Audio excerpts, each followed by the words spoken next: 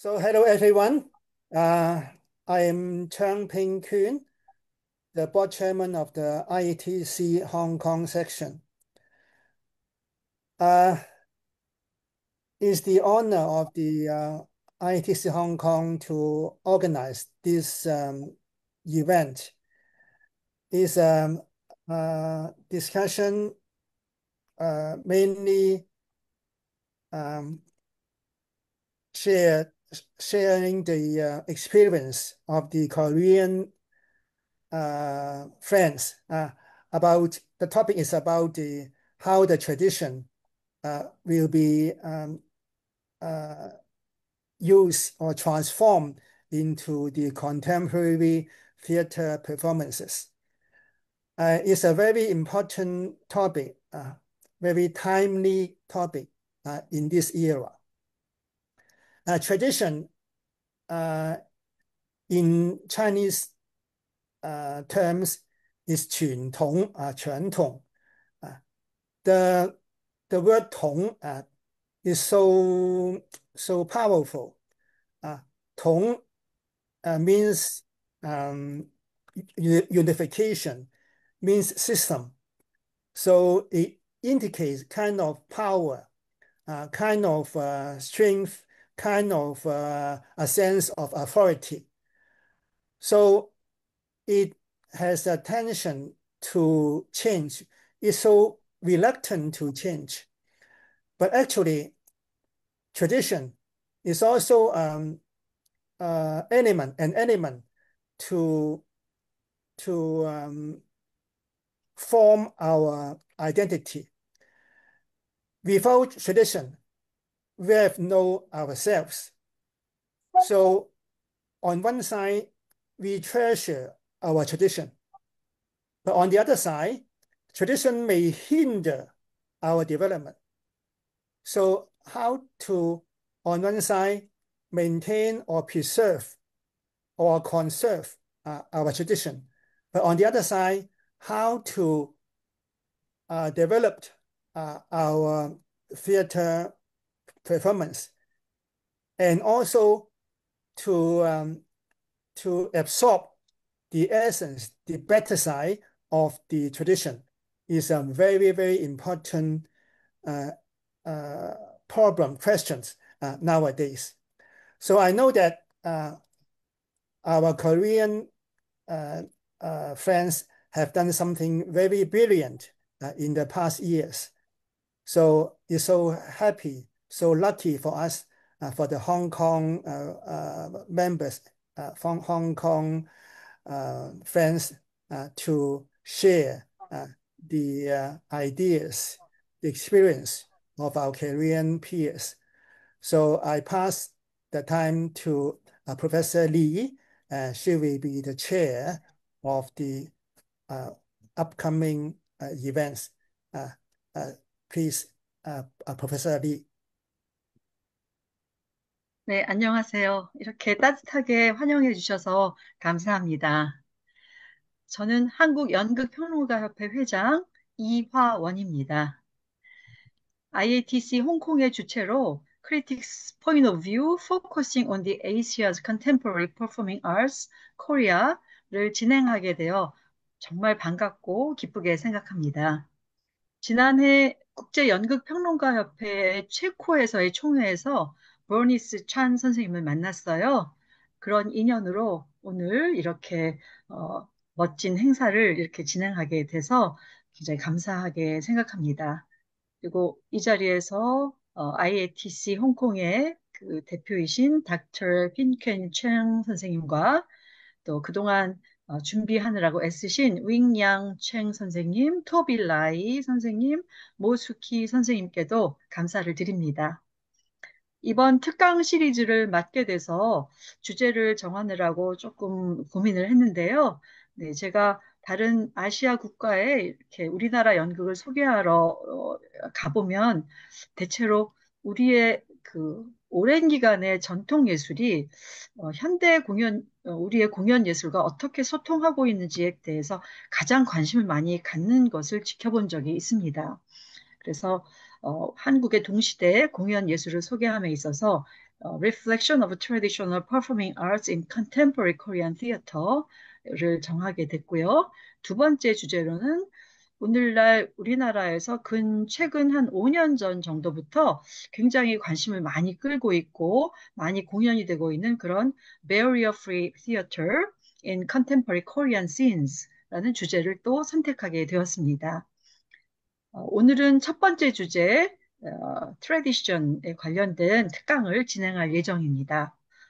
이 주제는 기나긴 역사와 공연 예술의 전통을 가지고 있는 아시아권의 모든 나라에서 공통적으로 관심을 가지는 분야라고 생각을 합니다.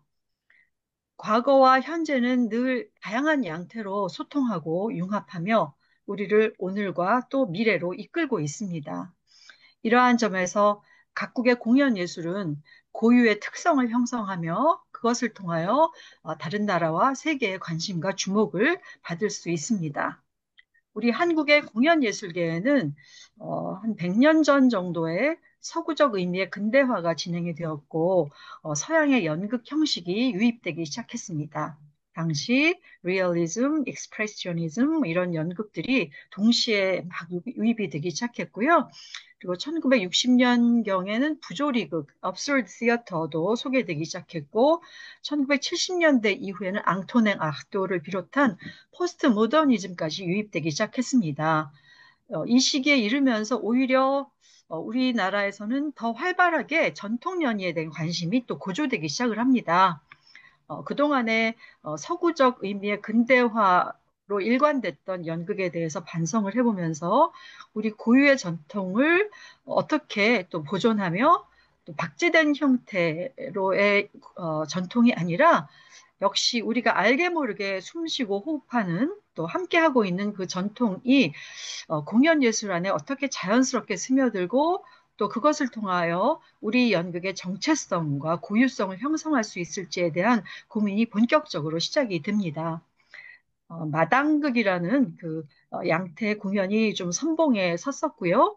그와 비슷한 시기에 다양한 그 양식적 실험들이 일어나게 됩니다. 오늘 강의를 맡아주실 조만수 선생님과 남인우 선생님께서는 오늘날 특히 이제 2000년대 이후 여전히 활발하게 진행이 되고 있는 다양한 양태의 전통에 대한 관심, 또 전통을 동시대 연극에 어떻게 동시대 이슈와 현상, 또 양상들을 전통 연희 기반에 어떻게 접목해 왔는지 이러한 다양한 시도들에 대하여 여러분들에게 들려주실 것입니다. 우선 충북대학교 교수이시며 우리나라 연극계에서 평론가로서 또 드라마터그로서 아주 활발하게 활동하고 계시는 조만수 선생님 특강 먼저 듣도록 하겠습니다. 안녕하세요. 감사합니다. 소개해 주셔서. 방금 소개받은 한국의 연극평론가 조만수입니다. 오늘 제 발표의 제목은 현재형으로서의 전통 이렇게 제목을 달았고요. 이 글은 최초로 2023년도에 2023년 11월 중국 셴전에서 열린 베세토 연극제에서의 그 학술대회에서 발표된 것을 다시 다듬은 것입니다. 베세토 연극제에서 중국 측은 항상 전통이라는 화두를 토론의 주제를 삼기로 원합니다. 제가 2012년부터 베스토 위원인데요. 지금 10여 년이 넘는 기간 동안 중국과의 모든 학술대회의 주제는 전통이었어요. 어, 한국위원회에서는 동시대성을 항상 토론의 주제로 삼기를 원했지만 중국 측은 계속해서 이제 전통을 주제로 삼기를 원했기 때문에 아마도 우리가 현재를 다루는 거에 있어서, 그러니까 현재가 민감한 사회적 갈등들을 이제 다루게 되는 경우들이 많은데, 이런 민감한 주제보다는 가장 근본적인 주제인 전통을 중국 측이 좀 선호하고 있다라는 느낌을 저희들은 이제 베스트 연극제에서는 좀 받았습니다. 그렇기 때문에 제가 이 설명을 드리는 것은, 그 전통에 대해서 이야기할 때 제가 그러니까 베세토 연극제를 위해서 준비한 것이기 때문에 전통이란 이름으로 준비했지만 그럼에도 불구하고 이 안에 현대성이라고 하는 것을 논의하기 위해서 준비되었던 원고라는 것을 미리 이제 밝혀두고자 하는 것입니다. 지금부터는 뭐 제가 이미 이제 번역된 원고들이 있을 텐데요. 그것을 그냥 원래 원고들을 읽을 테니까, 번역 원고를 갖고 계시면 그걸 따라서 읽으셔도 좋을 것 같습니다. 우리는 무엇을 전통이라고 부를 것인가? 한자로 전통이란 전해준다, 이어준다라는 의미의 전, 그리고 합하다, 계통을 이룬다, 즉 하나로 만든다는 뜻의 통의 결합어이다. 결국 시간 속에서 변하지 않고 전해 내려오는 형식이 전통이다. 이처럼 우리가 이제껏 전통을 시간의 축 속에서 사유하였다면 이제는 공간의 측면에서 전통에 대해 사유할 때이다. 전통은 인류의 문화를 국가 단위로, 지역 단위로 나누는 것이 아니라 하나의 흐름으로 통합하는 것이다. 한국, 중국, 홍콩, 그리고 아시아의 여러 나라들, 그리고 서구의 나라들을 하나로 통합하여 전해질 수 있는 보편적인 가치는 무엇이며 우리는 그것을 어떤 형식 속에서 표현해낼 수 있는가? 전통을 현재형으로 사유할 때 사람들은 흔히 우리 동양적 형식과 현대 서구적 형식을 혼합하는 퓨전 형식을 생각한다. 그런데 이 혼합이 동양적인 것과 서구적인 것의 혼합일 때에는 우리 스스로 즐기는 형식이 아니라 타자에게 보여주는 형식이 된다. 그런데 우리 옛 형식과 현재의 젊은 세대가 즐기는 형식의 혼합일 때 자국 시장에서 그리고 그 결과로서 해외 시장에서 반응을 얻을 수 있다. 한국의 창극이 그 예이다. 창극은 전통 1인극 형식의 판소리를 다수의 등장인물이 나누어 노래하는 오페라 형식과 결합시킨 것이다. 판소리는 17세기에 태동한 장르이지만 창극은 그리 오래되지 않은 장르로서 20세기 초에 탄생하였다. 이렇게 태동한 새 장르는 발생 초기에 인기를 끌었지만 1980년대 이후에는 큰 주목을 끌지 못했다. 그런데 한국의 국립창극단이 1990년대 말 연극 연출가들에게 무대 연출을 맡기고 뮤지컬에 익숙해진 관객들이 뮤지컬과는 음악적 특색이 다르지만 뮤지컬만큼 역동적인 극성을 보여주는 창극에 매료되기 시작하였다. 현재는 창극은 대한민국에서 뮤지컬만큼이나 인기 있는 장르가 되었다. 국립창극단은 2023년 에딘버러 페스티벌 공식 초청을 받았으며 2024년에도 리어왕을 런던에서 공연하였으며 올리비에상 오페라 부문의 수상 후보로 노미네이트 되기도 했다. 그런데 한국의 전통극이 해외에서 각광을 받는 것보다 한국 내에서 젊은 세대의 사랑을 받는다는 점이 전통을 논의할 때 더 중요한 의미를 갖는다. 창극은 더 이상 전통 장르가 아니라 현재형의 장르이다. 그래서 이제 세 번째 파트에서 제가 제목을 전통의 탄생의 순간을 다시 살기라고 제목을 붙였는데요. 전통은 나를 이루는 정체성의 핵이다. 나를 공동체의 역사 속에서 구축하게 하는 본질이 전통이다. 그런데 예술의 영역에서 전통은 하나의 형식을 지닌다. 중국에서는 경극, 월극 등의 연극적 전통 형식이 있으며 일본에는 노, 가부키, 분락구 등의 전통 형식이 있고 한국에는 판소리, 탈춤 등의 연극적 전통 형식이 있다. 세 나라 모두 전통적 예술 형식을 이어가는 장인들이 다수 존재하며 이들의 작업을 우리는 소중히 여긴다. 그런데 현재형으로서의 전통에 대해 이야기할 때 우리는 우리 자신의 전통적 형식을 타자의 눈으로 바라보아야 한다. 타자화 한다는 것은 대상을 객관적으로 바라보는 것이다. 그리고 객관적으로 바라본다는 것은 이와 같은 형식이 왜 태동하였는가를 이해하는 것이다. 그러니까 전통의 현재화는 현재의 시간 속에서 전통적 형식의 의미에 대해 질문하고 답하는 과정이기도 하다. 그 질문은 이런 것이다. 왜 이와 같은 형식이 필요했을까?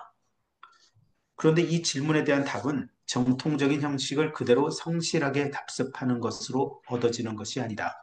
이에 대답하기 위해서는 현재형에서 이 형식이 다시 태동하는 조건을 만들어야 한다. 윤한솔 연출과 그린피그 극단은 2014년에 이야기의 형식, 노래의 방식이라는 제목의 작품을 공연하였다. 이 작품의 중요 내용은 배우들이 한국의 전통적인 음악극 형식인 판소리를 배우는 것이다. 판소리 여러 레파토리 중에서 이들은 적벽가를 부른다. 적벽가는 현존하는 5편의 전통 판소리 작품 중의 하나이다. 적벽가는 그 제목이 알려주듯이 위, 촉, 오, 삼국의 전쟁을 다룬 삼국지의 적벽대전을 노래의 형식으로 재현한다. 동아시아의 고전을 한국의 전통적인 1인 음악극 형식으로 재현하기 위해 그린피그 극단의 배우들은 판소리를 무대 위에서 배우는 것이다. 그런데 윤한솔 연출에게 적벽가는 전래되는 전통 그대로 답습해야 하는 원형이 아니다. 그린피그의 배우들은 기술적으로 판소리 적벽가를 배우는 훈련을 하는 것이 아니라 이 노래를 가능하게 하는 정서를 이해하고자 한다. 적벽가의 일부인 군사서름타령은 신원 초의 전쟁에 끌려 나온 병사의 한탄을 다루는 구절이다. 윤한솔 연출은 대목의 이해의 단초를 일본인 후지와라 신야의 동양기획에서 얻는다. 1981년 한국을 여행한 후지와라 신야는 택시 라디오에서 판소리를 들었고 그 노래의 느낌이 비장하여 80년 광주 사태에서 죽어간 젊은이들이 불렀던 노래도 이와 같았을 것이라 짐작했다. 윤한솔이 후지와라 신야로부터 단초를 얻은 것은 타자화된 시선은 하나의 전통적 형식이 최초로 발생할 때의 에너지를 간파할 수 있게 해준다는 것이다. 광주 사태의 젊은이들은 분노했다. 그리고 신원중, 적벽대전에 끌려온 병사도 분노했을 것이다. 그리하여 그린피그 배우들이 결국 배우는 것은 이 분노의 감정이다. 그리고 이 분노의 감정을 판소리의 고장인 전라도 억양으로 말해내는 방식을 배운다. 그리하여 이야기의 방식, 노래의 방식이라는 작품 속에서 배우들이 배우는 것은 판소리 기교라기보다는 이 작품이 판소리라는 형식을 통해 전해주고자 하는 감정을 이해하는 것이고 더욱이 그 감정이 전라도라는 특정한 지방의 언어 속에서 이야기로, 노래로 태어나는 순간을 다시 살아내는 것이었다. 자, 네 번째 파트인 전통과 현재적 삶의 내용에 관해 말씀드리겠습니다. 2023년 10월에 열린 서울국제공연예술제에서 공연된 김풍년이 연출한 극단 작당모의 싸움의 기술, 졸은 전통극의 형식을 차용한 작품이 전혀 아니지만 전통에 대해 깊이 생각할 여지를 주는 작품이다. 이 작품은 가난한 독거 노인이 주인공이다. 그는 부모의 고향이 북한이고 부인이 얼마 전 죽은 후로는 서울에서 혼자 지낸다. 설날이 되었지만 그는 함께 명절을 보낼 가족이 없이 쓸쓸하고 어머니가 해주셨던 무국을 떠올리며 마을 노인들과 장기를 둔다. 별 볼 일 없는 그의 삶은 제목이 말해주듯이 일개졸에 불과하다. 가난한 이 동네에 사는 비슷한 나이의 노인들과 노인들과 장기를 두는 것이 그의 유일한 즐거움이다. 장기는 한국, 일본, 중국 모두에서 즐기는 전통적인 놀이이지만 게임의 규칙이 서로 조금 다르다. 특히 중국의 상기와 한국의 장기는 상당히 비슷하면서도 다르다. 한국의 장기는 두 팀의 왕이 한쪽은 초나라의 왕 항우를 그리고 다른 한편은 한나라의 왕 유방을 상징한다. 하지만 일반적으로 장기를 두는 사람들은 이 놀이를 하면서 굳이 초한지를 기억하지는 않는다. 그런데 연극 싸움의 기술 졸은 이 놀이의 배경인 초나라와 한나라의 싸움과 이를 둘러싼 일화들을 소환한다. 동네 노인들 중에서 주인공의 장기 실력은 그리 높지 않다. 그런데 어느 날 그가 갑자기 동네 고수들을 모두 물리친다. 그는 마을의 최고수와 장기를 두는데 그는 장기패들을 다 잃고 단 하나 남은 졸로 상대편 하나 남은 왕과 맞선다.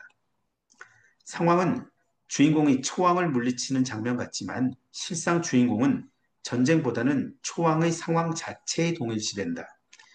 인생의 말년에 그는 가난과 고독한 삶 속에서 살아가는 싸움을 하고 있다. 일평생 큰 지위 하나 누려보지 못한 초라한 그의 삶 속에서 그는 이제 지쳤다. 그는 자신이 사랑하는 아내를 잃었으며 고향에서 멀리 떠나와 어머니가 해주었던 고향의 음식 냄새를 그리워한다. 그리고 슬픔 속에서 고향을 그리워하는 노래를 부른다. 그는 이제 말 그대로 사자성어, 사면초가의 상황 속에 있는 것이다. 마지막 싸움을 앞두고 그는 노래한다. 그의 노래는 물가 가재는 뒷걸음을 치고 다람쥐 앉아서 밤을 줍는데 먼 산 호랭이 술주정하네 그려 라는 판소리 심청가 속에서 장례식 장면의 상여소리의 일부이다. 그러므로 초한지와는 무관한 내용이다. 그러나 이 장면을 보고 있으면 우리는 사마천의 사기, 항우 봉기의 다음의 식구를 환기하는 것이 어려운 일이 아니다. 힘은 산을 뽑고 기계는 세상을 덮을만 하나 시운이 불리하여 오추마조차 내닿지 않는도다. 오추마가 나아가지 않으니 어찌해야 하나. 우부인이여 우부인이여 그대를 어찌해야 좋단 말인가. 결국 이 작품 싸움의 기술 졸은 우리 사회의 졸인 가난하고 힘없는 시민이 자신의 삶과의 싸움에서 패배하지 않고 승리하는 법에 대한 연극이다. 그의 삶이 비록 졸의 삶일지라 할지라도 그는 자신의 삶 속에서 초라하지 않다. 중국의 옛 역사에 나오는 이야기지만 이 이야기는 한국인들이라면 누구나 아는 이야기이다. 그런데 이 이야기가 그저 먼 옛날에 일어난 사건에 대한 지식이 아니라 오늘날 나의 삶 속에서 다시 발생하는 이야기라는 점을 이 연극은 알게 한다. 더욱이 이 작품은 매우 독특한 연출과 무대 구성으로 더욱 관심을 끈다. 무대 위 조명을 매다는 패턴에 줄자가 수십 개 달려있다. 줄자의 몸통은 마치 장기의 기물들과 같이 허공에 매달려 있다. 늘어진 금속성의 줄자는 마치 챙챙 소리를 내며 전투를 하는 칼과 닮았다. 그리고 이 줄자를 모아 손에 들고 있는 모습은 마치 중국 경극의 인물들의 의상에서 등 뒤에 꽂고 있는 장식들을 연상시킨다. 한쪽 발에만 롤러스케이트를 신은 배우들은 인생이라는 장기판 위에서 때로 유연하게 달려가지만 한쪽 발에만 롤러스케이트를 신은 까닭에 때로 절뚝인다. 제가 뭐 그 원래 원고에는 사진을 붙여놨는데 지금 그 사진이 공유되고 있지 않아서 그 사진을 그 지금 발표를 듣는 분들은 보실 수 없을 거예요. 이제 결론으로 가겠습니다. 전통은 소중한 것이지만 우리가 사는 현재형의 세상에서 점차 자리가 작아진다. 그런데 전통이 때로 그 오랜 시간성을 이겨내고 빛나는 순간이 있다. 그것은 전통이 화려하고 권위 있는 형식을 현대인이 인정할 때가 아니라 전통이 처음 태동할 때의 에너지를 현대인이 다시 살아낼 때이다. 모든 예술적 표현은 하나의 결핍으로부터 생겨난다. 삶의 고통, 삶 속에서 우리에게 결핍된 것들에 대한 갈망으로부터 생겨난다. 과거에 이 갈망을 채워주는 형식이 전통 예술의 형식이었을 것이며 분명 현대에도 이 갈망을 채워주는 예술이 존재할 것이다. 보편적인 가치로서 이 갈망을 채워주는 형식을 우리가 발견할 때 이것이 우리의 전통이 될 것이다. 그리고 내가 우리라고 부르는 것은 단지 하나의 국가 단위를 일컫는 것이 아니라 한국, 일본, 중국 등 동아시아는 물론 여러 국가들에서 연극하는 우리를 일컫는 것이다. 보편적 가치로서의 결핍에 대한 갈망과 이를 표현하기 위한 형식의 창조는 우리를 서로에게 전해져 하나로 묶을 수 있는 어떤 것, 즉 전통을 만들어 줄 것이다. 전통은 과거에 있기보다는 현재를 기준으로 과거와 공통의 것이며 공간적으로 여기와 저기를 하나로 묶는 보편적인 것이다. 자, 이상입니다. 쌤, 번역이 제대로 아까 번역기가 훌륭한 건 확인했지만 제대로 제 발표를 번역으로 따라오실 수 있었을지는 제 의문이 있습니다만 하여튼 제 발표는 여기서 마치겠습니다. 감사합니다.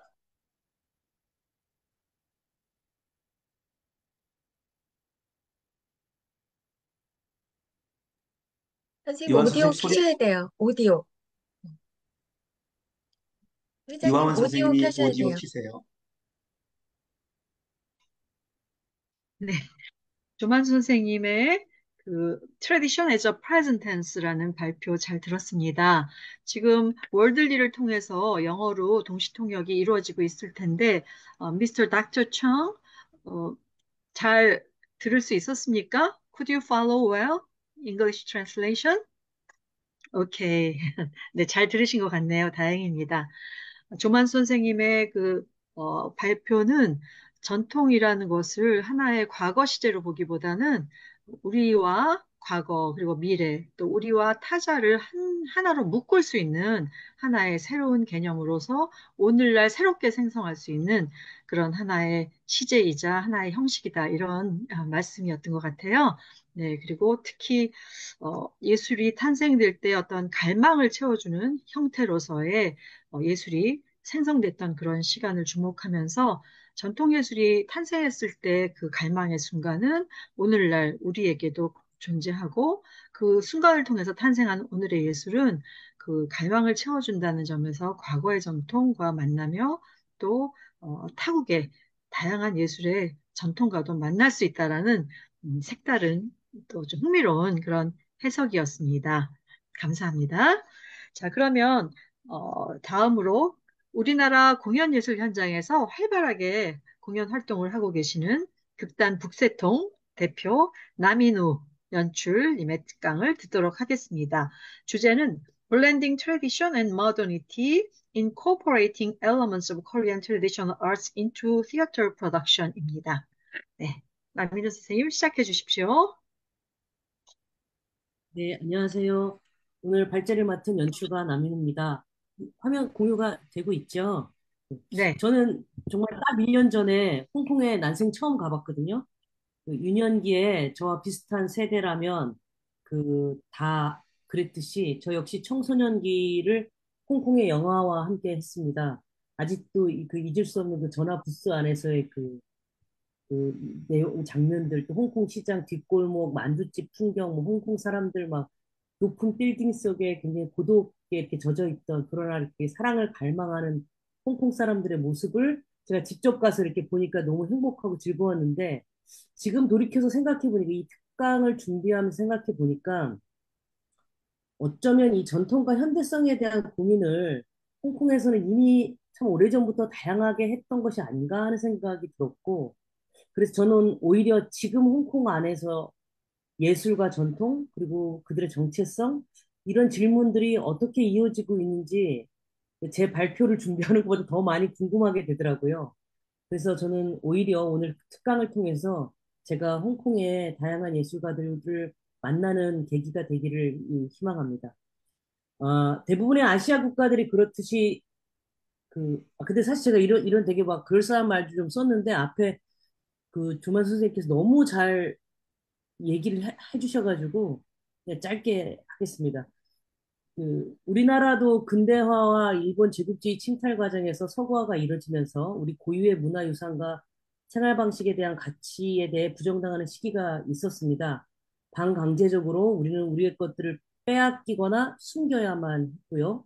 일본 제국주의로부터 독립이 되어서도 한국의 정치적, 문화적 상황은 여전히 우리 문화와 새로운 문물이 자연스럽게 융합될 기회를 찾지 못했습니다. 특히 1960년대와 1980년대까지 한국의 정치적 환경은 근대적 성장에 기반을 둔 군부 독재의 시대로 선진화라는 기치 아래 당시 정부가 우리의 전통문화 예술을 배척하고 억압하였습니다. 그 과정에서 많은 장인들이 그 존재를 부정당하거나 미개한 것으로 폄하되었고, 대부분의 예술가들은 자신들이 갈고 닦았던 예술을 그만두거나 강제적으로 그만두거나 또 마을 공동체를 중심으로 이어 내려오던 것들이 많이 파괴되었습니다. 1980년대 문화재 보호법이 시행되고 개정되고 나서야 정부가 전통문화예술에 대한 금기를 풀어낼 수 있었지만, 민주화 열풍을 타고 넘어온 서양식의 대중문화의 물결은 또 전통문화예술이 다시 살아날 자리를 내어주지 않았습니다. 억압당하고 자리를 잃어버린 한국의 전통문화예술은 억압의 무게만큼 필사적인 생존의식이 생겨났습니다. 그것은 바로 그대로 보존해야 한다는 엄격한 고집으로 지금까지도 그때 그 상태로의 보존은 여전히 전통을 보수적이고 변화할 수 없는 것으로 만들어내고도 있습니다. 그러나 그 반대편으로 보존해야 한다는 책임감은 다 해체하고 싶은 욕망을 만들기도 했습니다. 포스트 모던 시대와 더불어 보존과 해체의 소용돌이가 전통 예술을 둘러싸고 있었습니다. 2000년대에 이르러 한국의 문화적 환경은 밀리니엄이라는 새로운 시대에 대한 기대와 더불어 지난 우리의 것에 대한 새로운 인식과 접근이 요구되었습니다. 이러한 배경 속에서 전통문화 예술은 단순한 과거의 유산이 아니라 현대 사회와 소통하는 중요한 매개로 자리 잡게 되고 있습니다. 저는 제가 작업한 걸 중심으로 제가 전통을 어떻게 해석했고 현대의 나의 질문과 나의 무대와 어떻게 결합했는지를 잠깐 보여드리겠습니다.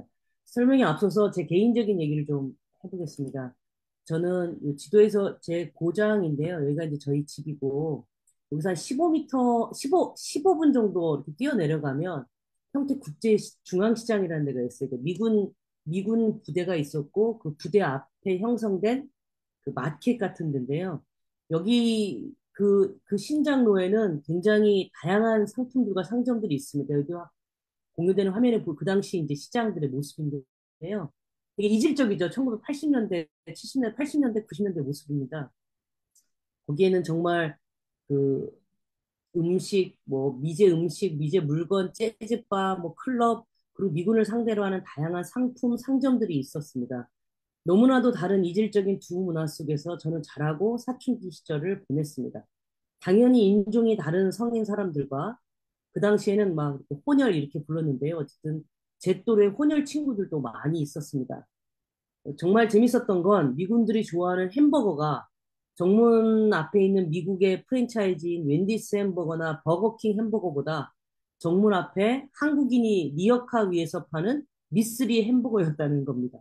지금도 이렇게 보면 굉장히 크게 자리 잡고 지금 아주 성공한 햄버거 가게가 됐어요. 미제 치즈하고 스테이크, 양파, 토마토까지는 되게 비슷한데 여기에 다른 햄버거에서는 볼 수 없는 한국식 햄버거의 해석이 들어가는데 바로 이 계란 프라이, 또 마가린을 발라서 앞뒤로 구운 뭐죠? 빵이라고 해야 되나? 빵. 정말 대단한 인기였고요. 특히 감자튀김 대신 오징어 튀김을 함께 내는 그 사이드 메뉴로 엄청난 인기를 끌었습니다. 미쓰리, 미스진, 미스김까지 아류들이 막 쏟아지었고요. 다양한 소스들도 있었는데, 뭐, 고추장을 활용하거나 된장을 넣는 그런 소스들도 미국에서 굉장히 인기였습니다. 근데 그때는 제가 차마 잘 몰랐던 것 같아요. 이런 두 문화의 충돌이나 혹은 섞임의 문화가 지금의 나의 예술 세계에 어떤 영향을 미칠 거라고는 미처 생각을 못했습니다. 저는 너무나도 당연히 이 두 문화 속의 이질감을 있는 그대로 받아들이는 훈련을 받았던 것 같습니다. 그리고 당연히 어떤 것이든 내 기호대로 섞을 수 있고 나의 재료들로 인식하게 된 것 같습니다. 그러니까 서구 문물에 대한 어떤 반항이나 또 우리 것, 억압받고 폄하받은 우리 전통 예술에 대한 어떤 부채의식, 책임의식 이런 게 저는 없었습니다. 그런 제가 우연한 기회에 같이 학교를 다니던 친구들을 통해서 전통 예술을 접하면서 전통 예술에 대한 작업을 시작했는데요. 그때 그 전통 예술을 오랫동안 갈고 닦았던 이 친구들은 그 전통을 보존하면서도 해체하고 싶은 그 두 가지 욕망 속에 굉장히 많이 갈등하는 모습을 많이 봤습니다. 물론 제 이전에 그 선배 예술가들이 시도했던 연극에서도 한국의 전통문화 예술의 요소들을 활용하거나 확장한 훌륭한 작업들이 많았습니다. 근데 저는 조금 다르게 전통문화 예술의 한 장르인 판소리 그 자체가 굉장히 현대 연극적 언어를 가지고 있다는 것을 발견하게 됐고요. 그것을 확대하고 새롭게 해석하는 작업에 집중했습니다. 이제부터 제가 작업한 작업물들을 소개하면서 이야기를 좀 진행해 보겠습니다. 먼저 그 전통적 방식의 판소리를 아까 우리 조만 선생님께서 굉장히 잘 설명해 주셨는데 잠깐 이렇게 좀 화면을 통해서 공유해 드리겠습니다. 이거는 그 전통 판소리 중에 일부인데요. 여기 보면 전통 판소리 이렇게 한 명의 춤사 노래하고 연주하는 그다음에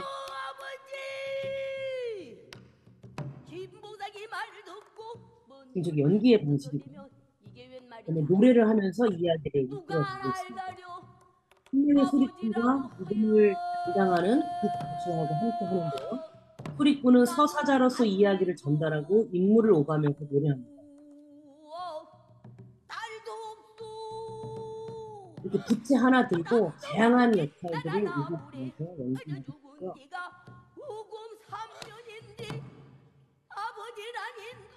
판소리는 이렇게 일종의 노래하는 스토리텔링, 즉 1인 음악극 형태인데요. 이야기와 음악이 딱 붙어 있는 판소리는 지금까지 5개의 이야기가 음악과 결합해서 전수되고 전승되고 있습니다. 보통 판소리라고 할 때는 바로 그것을 이야기하는데요. 2008년 유네스코 인류무형유산 대표 목록에 선정되기도 했습니다. 제가, 이것도 제 그 개인적인 얘기인데, 2000년대 잠깐 그 게임 중독에 빠진 적이 있었어요. 그때 이제 제 학교 앞 자취집에 자주 이렇게 놀러 왔던 소리꾼 이자람 씨가 저를 이렇게 굉장히 한심하게 쳐다보고 저를 중독에서 구해준다면서 판소리를 딱 1시간 가르쳐 준 적이 있거든요. 근데 그때 여기서 보통 그 소리꾼들이 되려면 보통 한 6살 이전부터 소리를 배우고 그걸 연마합니다.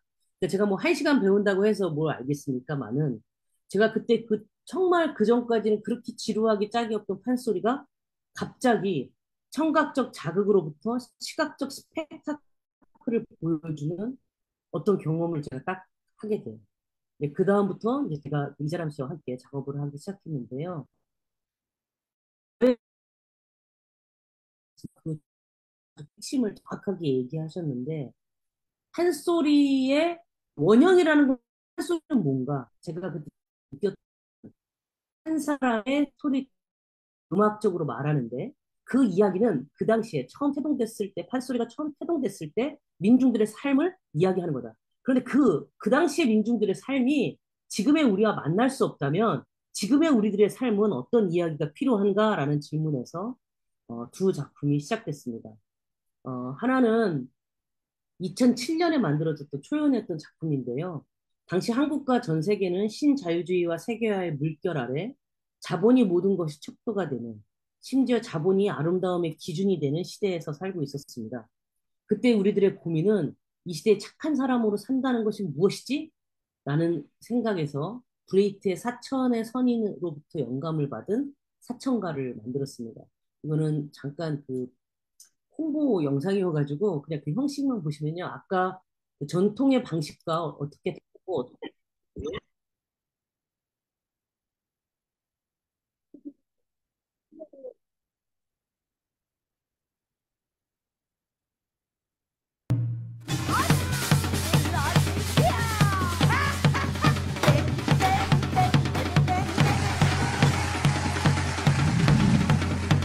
보시는 거와 같이 좀 화려하죠. 그래서 예를 들면 굉장히 전통적인 요소는 한 명의 소리꾼과 리듬을 담당하는 가수가 있었다면 저희들도 그 양식적인 원형에서는 그 소리꾼이 여러 역할을 하는 그 미니멀리즘한 연극성을 유지하자. 다만 그 연극성을 확대하자. 였던 거였고요. 또 하나는 그 리듬 중심의 음악성을 지키되 리듬 그 방식과 악기를 확대하자. 그래서 각종 타악기, 여기 보시면 뭐 정말 각종 타악기들이 다 보이잖아요.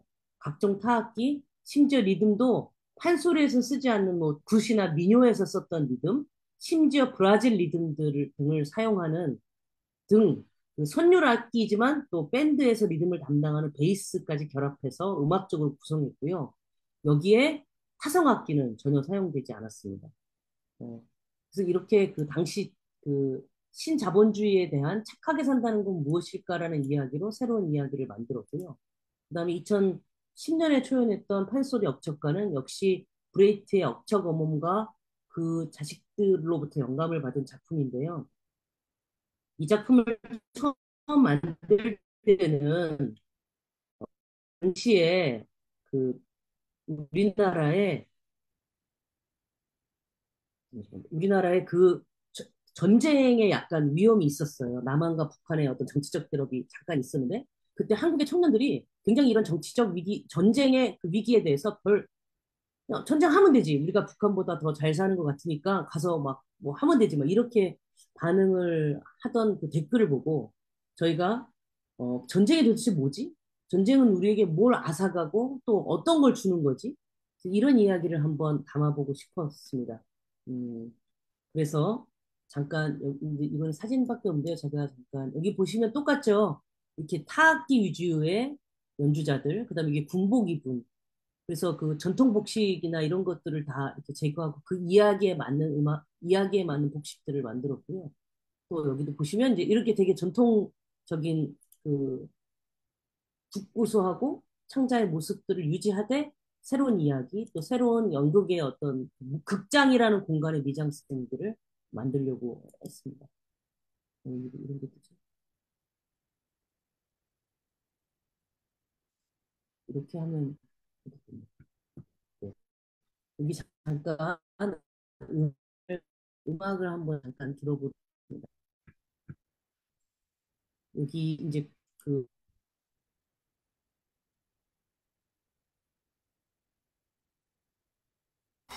돌아 다시 성으로 향할지 어디선가 다시 울리는 북소리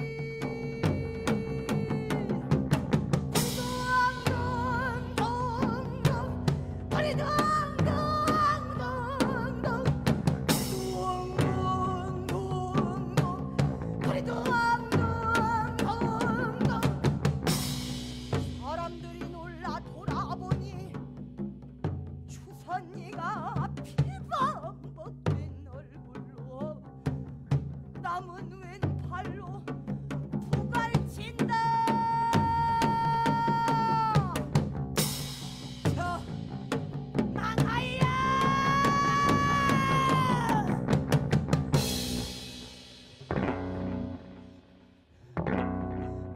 근데 보통은 전통 판소리는 되게 한자성어와 고사성어, 한자어와 고사성어들이 많아서 같은 이야기를 하더라도 일반 그 청중들의 귀에 잘 들리지 않는데 아마 여기 그 한국 분들이 계시면 가사가 굉장히 잘 전달되는 것을 느끼실 것 같아요.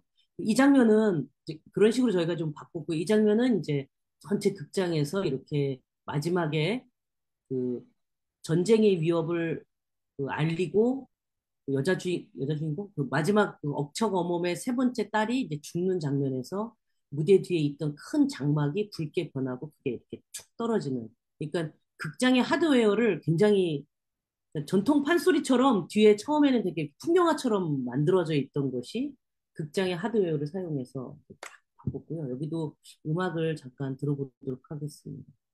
이 다음 장면에서 들어. 네, 여기 이제 마지막 거의 마지막 장면인데요.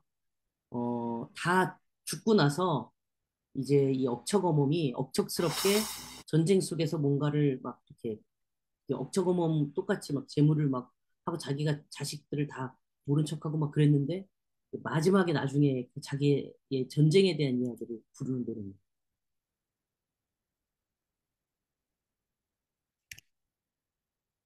들리시죠?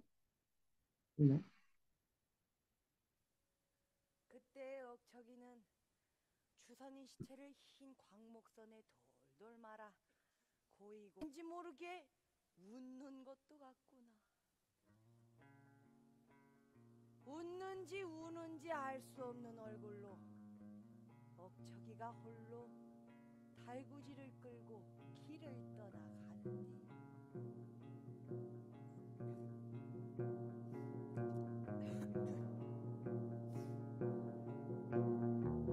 들리시지 못했지만 그이 가리는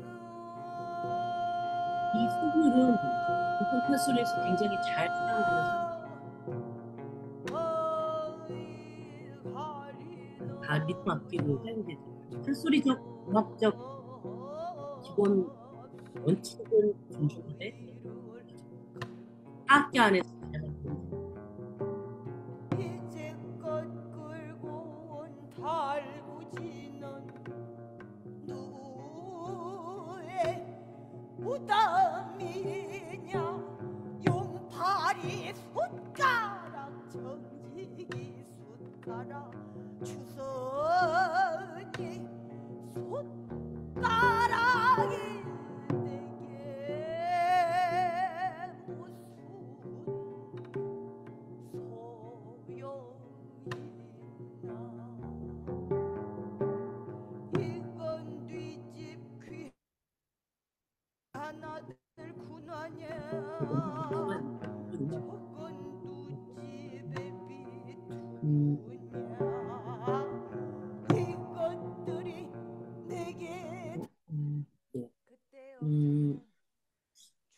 그러니까 제가 이 두 작품을 하고 나서 그러니까 판소리라는 그 자체를 판소리 그 자체의 원형이나 아까 조 선생님이 말씀하신 것처럼 그 이야기가 그 장르가 처음 나왔을 때 어떤 양식적, 형식적 원형, 그다음에 주제적 원형을 갖고 있었을까를 고민한 결과로 이야기는 우리의 이야기를, 그다음에 음악은 믿음의 이야기를, 그다음에 지금 우리가 사용하는 이 공간, 또 극장이라는 하드웨어를 좀 적극적으로 사용하고 또 서양의 연극적 방식을 좀 확대하자.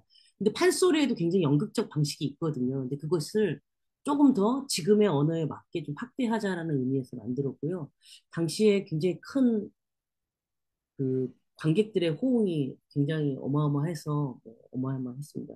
근데 이 작품은 조금 다른 방식인데요. 아까 말했듯이 그 사천가나 억척가는 지금의 우리의 이야기를 새롭게 막 썼다면 지금 이제 제가 보여드리려고 링크에 나와 있는데 혹시 링크를 들어가시면 영상도 보실 수 있습니다.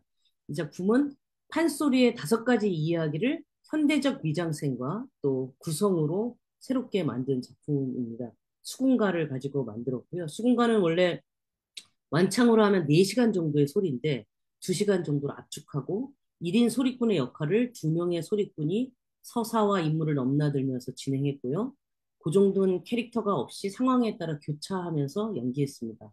연극성, 빈 공간, 상상과 변형의 적극적인 반영을 무대에 연출하는 데 사용했고요. 특히 무대의 전체적인 미장센은 동양의 수묵화를 연상하는 방식으로 좀 사용해보자 해서 만들었습니다. 두 번째 작품은 역시 절창인데 이건 이 절창 2가지 시리즈는 그 국립창극단에서 옛 판소리 5바탕을 동시대적 감각으로 무대화한다는 기획으로 만들어진 시리즈입니다. 본인이 어, 첫 작품과 두 번째 작품을 연달아 구성각색 그리고 연출하게 되는데요. 이 두 번째 작품은 춘향과 적벽가, 춘향가는 남녀의 사랑 이야기고요. 적벽가는 아까 얘기했듯이 삼국지 그 싸움의 이야기입니다. 이 두 여자 소리꾼 이소연, 민은경 씨가 사랑과 전쟁이라는 주제로 담아 구성했고요. 이 작품을 만들 때 제가 뭐 현대적 미장센뿐만 아니라 이런 고민을 했던 것 같아요. 기존의 판소리의 이야기가 아까도 말했듯이 굉장히 어려운 단어들이 많고 이런 것들을 어떻게 관객들에게 어, 쉽게 다가가게 해줄 수 있을 것인가. 또한 그 이야기 자체가 가지고 있는 그 젠더 감수성에 좀 문제가 있는 부분들도 있거든요. 예를 들면 사랑을 나누는데 여자는 남자한테 존칭어를 쓰는데 남자는 여자를 되게 이렇게 폄하하는 단어를 써요. 근데 이런 것들을 지금의 무대에서 우리가 다시 만들 때도 역시 쓰는 것이 올바른가? 저는 올바르지 않다고 생각했습니다.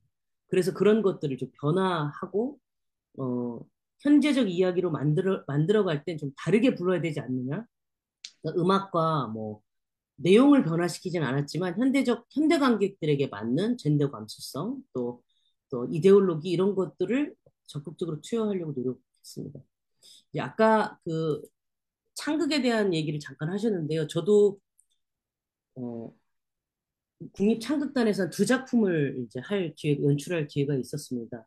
우연인지 아니면 의도적인지는 알 수 없지만 제가 만든 두 작품 모두 다 어떤 젠더와 큐어의 이야기를 다루게 되었는데요.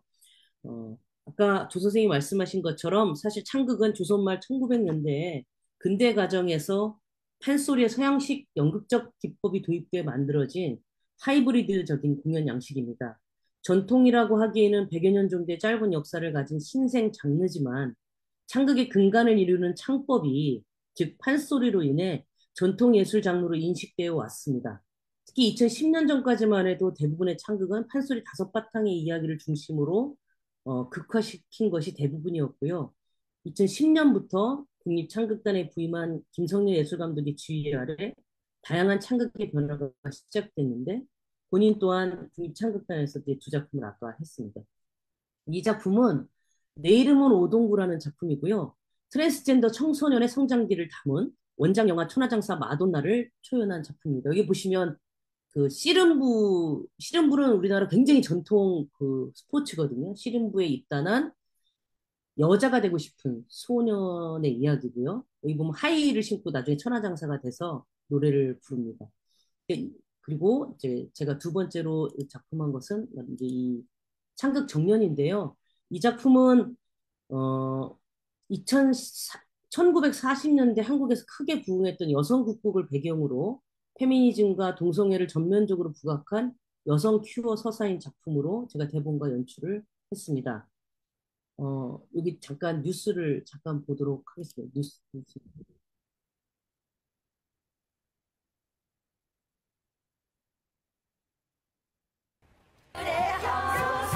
소리꾼 혼자 소리하는 판소리와 다르고 다르지.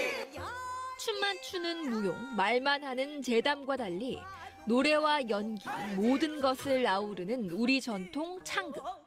이 산으로 가며 썩고 썩고 저 산으로 가며 판소리를 기반으로 19세기 말부터 이어져 왔는데 바로 이 창극 공연을 보러 긴 줄이 늘어섰습니다.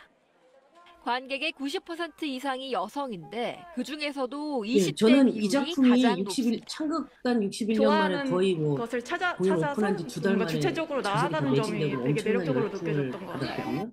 물론 이제 원작 웹툰이 갖고 있는 그 팬덤의 덕분이기도 하지만 공연이 끝나고 나서도 이 창극에 새로운 관객들이 유입되는 굉장히 중요한 역할을 했는데 아까 조 선생님이 말씀하신 것처럼 전통이 현대와 어떻게 만나야 되는지, 왜 만나야 되는지, 그리고 관객들은 그걸 통해서 현대와 어떻게 소통하고 있는지를 조금 저도 어떤 힌트를 얻은 작품이 아닐까 이렇게 생각하고 있습니다. 어, 이제 마지막으로 한해 제주도 그 제주도에 있는 죄송합니다.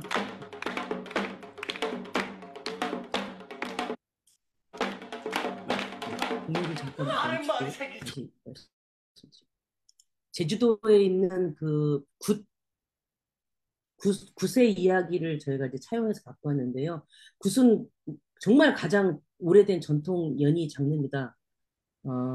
근데 여기서 제가 감은장하기는 제주도의 그 삼공 본풀에 나오는 이야기의 여주인공의 이야기인데요. 자기 스스로 운명을 개척하고 성공하는 당당하고 주체적인 여성으로 나옵니다. 한국의 아주 오래된 옛 이야기, 이런 여성이 존재한다는 건 매우 특별합니다. 미래 세대에게 과거의 이야기를 통해 현대의 중요한 가치를 전달하는 것은 매우 중요한데요. 특히 젠더 문제에 대해서는 더욱 그렇습니다. 남성 중심의 사회와 서사가 너무나 오랫동안 우리를 지배했던 구조에 아주 오래된 이야기에 그 서사의 기반을 흔드는 것을 발견하고 드러내는 것. 이것은 원래라는 바뀌지 않은 운동장을 뒤집는 것입니다. 그리고 새로운 가능성을 열어주는 힘이 되는데 그것이 다름 아닌 전통의 양식으로부터라는 것은 굉장히 그러니까 저는 뭐 이론가가 아니어서 뭐 그럴싸한 말로 표현할 수는 없지만 굉장히 의미 있는 거라고 생각해요. 요즘 그 자라나는 세대들에게. 아시아에서 전통과 옛 이야기라는 단어는 종종 굉장히 보수적인 세계관을 내포하고 있다는 선입견이 있지만 전통문화예술의 재해석을 통해 현대사의 문제를 다루고 관객들에게 새로운 시각과 재미를 제공하는 것이 제가 굉장히 중요하게 생각하는 핵심입니다. 이러한 접근은 전통문화가 단순히 과거의 유산이 아니라 현재와 미래를 아우르고 있는 중요한 자원임을 인식하고 전통과 현대의 조화를 이루며 문화적 정체성을 확립하는 데 기여할 수 있지 않을까 생각하고요. 동북아시아인에게 과거의 유산, 즉 전통이라는 맥락은 이 맥락과 그 동시대성을 연결하는 작업은 단순하게 양식적 결함이나 재료적 결함만을 의미하는 것 같지는 않습니다. 우리들의 작업은 서구인들이 동양의 양식과 서사를 결합하는 것과는 다르게 작동되고 있습니다. 그 공연 역시 또 그래서 우리가 만들어내는 이런 공연 역시 그런 결합과는 다르게 해석되어야 된다고 생각합니다. 이것은 보존과 해체 혹은 자연스러운 시대적 흐름을 반영한 결합과도 뭔가 좀 달라요. 근데 제가 뭔가 그럴싸한 말로 표현할 수는 없지만 여기 계신 많은 평론가분들, 그다음에 같이 공부하고 계시는 분들이 이런 것들을 제가 뭐라고 말할 수 없는 이런 것들을 문화적 정체성을 뛰어넘는 좀 넓은 돋보기로 살펴봐 주시고 해석해 주시고 그로 인해서 창작자들과 또 관객들의 지평을 넓혀 주시기를 부탁드립니다. 감사합니다. 네. 자, 이것으로 두 번째 발제 남인우 선생님의 Blending Tradition and Modernity, Incorporating Elements of Korean Traditional Art into Theater Production 이라는 제목의 발표를 들었습니다. 네, 본인이 작업했던 다양한 창작 판소리 그리고 또 창극, 네, 최근까지 작업했던 그런 그 공연들에 대해서 어떠한 고민과 어떠한 관심을 가지고 단순한 병합이 아니라 어떻게 보면 오늘의 혼을 그 과거의 예술과 소통하며 담아내고자 노력했던 남인우 선생님의 그 노력이 잘 드러난 발표였다고 생각을 합니다. 네, 추후에 원하시는 만큼 미학적 규명을 우리 평론가 선생님들이 분명히 해주시리라고 믿고요. 네, 자, 이 두 가지 발제 다 뭐 특별히 많이 시간이 경과되진 않았지만 살짝 좀 딜레이 됐지만 뭐 이 정도면 준수하다고 생각이 됩니다. 네, 이제 지금까지 발제를 마쳤고 지금 여기 계시는 영문학 박사이신 최성희 선생님, 네, 평론가로서도 활동하고 계시고 이화여대 영문과 교수로서도 활동하고 계신데요. 네, 선생님께서 이제 질의 세션을 이끌어 주시겠습니다. 네, 선생님. 네. 네네. 네, 안녕하세요. 오늘 토론 진행을 맡은 이화여대 최성희입니다. 어, 요즘 무대를 보면 전통과 혁신이 서로를 새롭게 정의해 나가는 그런 어떤 역동적인 에너지가 많이 느껴져요. 그래서 이 중요한 시점에 이렇게 시의성 있는 논의의 장에 저희들을 초대해 주셔서 굉장히 기쁘고 또 영광스럽게 생각합니다. 먼저 조만수 교수님 또 남인우 연출가님 정말 흥미롭고 깊이 있는 발표 잘 들었습니다. 전통을 정서적으로나 또 아니면 행위적으로 오늘날 살아있는 실천으로 재규정해 주시는 두 분의 성찰이 이제 진행될 우리의 논의, 디스커션을 위해서 굉장히 중요한 기반을 마련해 주셨다고 생각이 듭니다. 이제 두 발표에 대한 응답으로 그 토론자분들의 커멘트와 질문을 들어보는 시간을 갖겠는데요. 두 명의 디스커선트가 있고 두 분의 커멘트를 다 듣고 나서 그 다음에 그 발표자분 두 분을 다시 모셔서 그 커멘트에 대한 리스폰스를 다시 청해 듣는 것으로 이 디스커션 세션을 진행하도록 하겠습니다. 사실 첫 번째 토론자는 바로 저인데요. 저도 그 사실 한글 버전, 영어 버전을 다 보내드렸는데 그것이 이제 어디에 업로드가 되었는지는 잘 모르겠어요. 그래서 일단 제가 준비한 그 질의문을 저도 간단하게 하지만 빠른 속도로 읽는 것으로 질의를 진행하도록 하겠습니다. 조만 선생님의 발표는 전통을 지금 여기에서 다시 살아내야 하는 어떤 감정의 에너지로 사유하고 있고요. 시간의 축을 따라서 과거에서 현재로 굉장히 선형적으로 계승되는 개념으로 우리가 전통을 갖고 있었는데 그런 고체적인 고정적인 형식이 아니라 마치 물처럼 현대의 감각, 삶 속에서 흘러 들어와서 재활성화되는 그런 역동적인 공간의 개념으로 다시 해야 한다는 말씀을 해주셨어요.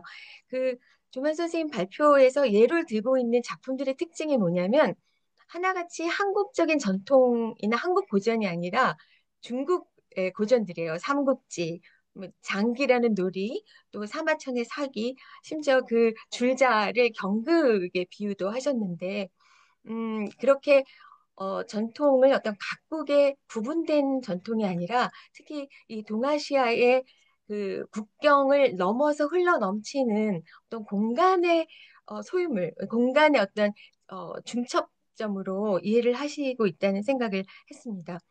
특히 선생님께서 그 전통의 탄생 순간을 다시 산다라는 표현을 해주셔서 굉장히 멋있는 표현이다라는 생각을 했고 사실 처음 생겨났던 그 역사적이고 특히 정서적인 조건을 지금 여기에서 다시 살아내는 행위로 전통을 현재형으로 사유해주고 계십니다.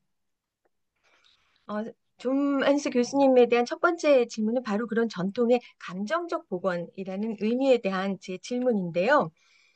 윤한솔 연출의 작품의 사례로 기술적 복원이 아닌 정서적 이해, 이를 중심으로 전통을 배우고 되살리는 작업이 중요하다고 강조하셨어요. 그래서 감정을 매개로 하는 전통의 복원과 계승은 저로서는 굉장히 새로웠습니다. 왜냐하면 전통 계승의 문제에 있어서 감정은 대부분 많이 이렇게 marginalize 되거나 overlooked 되는 경향이 있었기 때문에 그 감정의 중요성을 재소환한다는 점에서 의미가 있다고 생각이 됩니다. 그런데 이 같은 주장은 어, 그, 그 문득문득 몇 군데에서 저의 기호일 수도 있지만 자칫 전통의 본질이 과거의 출발점에 있다, 원형이 있다, 그 되돌아가서 다시 산다. 그래서 또 전통 예술의 뿌리가 형식이 아닌 이모션, 감정과 스피릿, 정신에 있다는 뜻으로도 읽힐 수 있지 않을까 하는 점에서 또 다른 위험을 내포하고 있다는 생각이 들기도 했어요. 판소리의 기술보다 그것이 처음 담고 있던 감정이 전통의 핵심이라면 다시 전통 예술의 형식은 또다시 어떤 도구적 위치로 밀려나게 되는 것은 아닐까. 음, 남희준 선생님 발표에서 특히 이제 사천가와 억척가를 얘기해 주시면서 오히려 원형으로 붙들고 계신 건 오히려 형식이었다는 생각이 들거든요. 원형적인 형식. 더군다나 그 두 작품의 그 컨텐츠, 내러티브는 브레이트의 작품에서 갖고 왔다는 것은 감정이 그렇게 중요한 작품은 아니었다는 생각도 들기 때문에 그 어떤 전통의 복원을 감정의 어떤 릴리프, 재생으로 보는 점이 오히려 전통 예술을 복원하고 다시 살아가는 데 있어서 해침이 빠지는 것이 아닐까. 왜냐하면 제 경험으로는 제가 이제 화술을 잘 몰라도 이제 사천과 억척과 남인 선생님 것도 다 보고 상극도 보고 그러면서 제 경험으로는 무대 위에 전혀 새로운 세계를 만들어내는 것은 소리꾼과 고수의 기술이라는 생각이 들거든요. 그 형식적인 특징.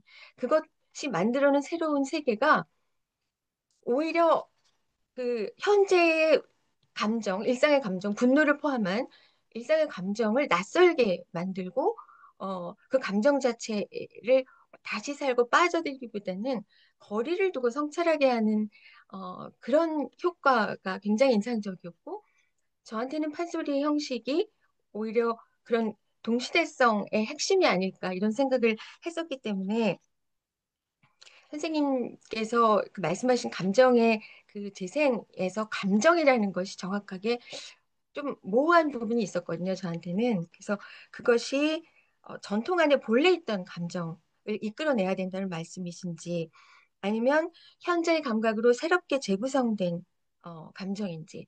그래서 이 정서적 재생이 과거 역사적 정서에 대한 공감인지 아니면 현재의 필요에 의한, 현재의 욕망에 의한 전통의 전유인지 그것이 조금 모호하다는 생각이 들었습니다. 물론 선생님의 발표의 맨 마지막 컨클루전에 가보면 선생님이 말씀하시는 감정이라는 것이 그 모든 차이와 거리를 뛰어넘을 수 있는 보편적 감정인가? 라는 의문이 들기도 했고요. 이런 점에서 그 전통의 복원과 변형에 있어서 이 감정의 윤리, 뭐 공감, 연민 이런 걸 수도 있죠. 또 어떤 정치성, 차이의 정치성 사이의 어떤 역학에 대한 에서 어떤 의견이 있으신지 궁금했습니다. 두 번째 질문은 조만선 교수님한테 드리는 두 번째 질문은요. 바로 그 마지막에 결론에서 말씀하신 전통은 결핍에 대한 보편적 갈망을 형상화한 형식이고 그것이 바로 오늘날에도 전통이 작동될 수 있는 이유다. 이렇게 말씀을 하셨고요. 그래서 특정 국가의 것이 아니라 특히 동북아시아 연극인들이 공유할 수 있는 보편성을 강조를 하셨어요. 그러니까 이 보편성에 대한 강조는 사실 어떤 차이를 넘어서는 그 감정의 공유 가능성, 보편성을 전제한다고 느껴졌습니다. 근데 특히 결핍이라는 감정은 시대 또 계급, 역사적 조건에 따라서 매우 다르게 형성되지 않습니까? 예를 들어서 전쟁을 경험한 그 전 세대와 디지털 시대를 살아가는 청년 세대가 느끼는 결핍은 그 형태와 내용이 근본적으로 다르지 않을까라는 생각이 들고요. 그래서 그 선생님 발표 중에 전통이 우리 정체성의 핵이다라고 말씀하셨는데, 그건 굉장히 다를 수 있을 것 같아요. 어떤 사람은 그냥 출발점일 수도 있고, 어, 그 남인호 선생님 말씀하신 것처럼 여러 ingredients, 어떤 재료 중에 하나일 수도 있고, 그래서 전통을 핵으로, 중심으로, 보는 관점과 어떤 그 모든 차이를 넘어서는 보편적인 그 감정으로서의 전통이라는 이 개념에 제가 약간 퀘스천을 갖고 있는데, 이런 퀘스천에 대해서 음, 발표자이신 선생님께서는 어떤 견해를 갖추고 계신지, 만약에 전통이 이렇게 다양한 결핍을 아우르는 형식으로 작동을 하기 위해서는 오히려 그 안에 어떤 갈등의 언어랄지 아니면 그 전환이 가능한 틈새랄지 이런 것들이 필요하다고 여겨지는데, 선생님께서 보신 어떤 작품이나 아니면 참여하신 작품 중에 이런 식의 어떤 그 안에 그 이중적인 역학을 포함하고 있는 전통의 예가 있는지 말씀을 해주시면 감사하겠습니다. 남인희 연출님, 어, 제가 말씀을 들으면서 왜 저뿐만 아니라 젊은 세대가 그 남인희 연출님의 판소리나 창극을 보면서 왜 그렇게 몰입하고 즐길 수 있었나 생각을 해봤더니, 어떤 저항의식이나 부채의식이 없었다 이렇게 말씀을 이제 하시고, 또 제가 느낄 때는 굉장히 즐겁게 놀이이자 실험의 에너지가 굉장히 충만했던 작업이었기 때문에 그것이 특히 젊은 세대들에게 그대로 이제 어필을 했던 것이 아닐까 그런 생각을 해보는데요. 특히 이제 선생님의 성장 배경 또 문화적 체험을 얘기해 주시면서 어떻게 전통이 개인의 감각과 기억 속에 형성되고 변형되는지 설명해 주셨어요. 선생님께서 소개한 그 미슬리 햄버거, 그게 이제 이질적인 요소들이 충돌하고 그것이 일종의 감각적 퓨전으로 이어지는, 어, 그래서 그게 아주 흥미로운 메타포로 여겨졌어요. 저는 미슬리 햄버거가 연출님께서 구현해 오신 그런 혼종성의 미학을 설명하는 강력한 은유로 읽혔기 때문에. 그런데 첫 번째 질문은 바로 그 개인적인 혼종성에 대한 질문인데요. 그렇게 어떤 그 저항의식, 부채의식 없이 뭐라고 말씀하셨냐면 서구적 형식과 전통의 결합은 내 취향대로 섞을 수 있는 재료다라고 말씀을 하셨는데, 때로는 이런 개인적인 혼종성의 미학이 전체 사회적 정체성이나 공동체의 기억과 좀 이렇게 충돌을 일으킬 수도 있지 않을까.